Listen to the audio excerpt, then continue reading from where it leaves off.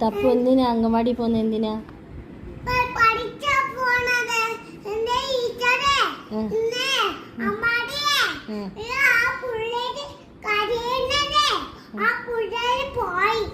എന്തൊരു കരയാൻ പോയി? പിന്നെ നീ ഉറങ്ങാനാണ് അംഗൻവാടി പോണ? അമ്മ അംഗൻവാടിയിലൊന്നും പഠിപ്പിക്കൂലേ?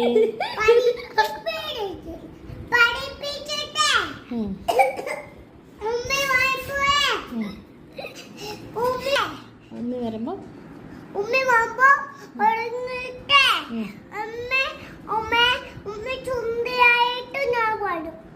ഉമ്മ ചുന്ദരിയായിട്ട് നീ വരുവോ?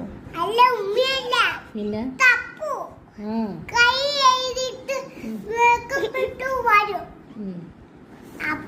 നമുക്ക് പിന്നെ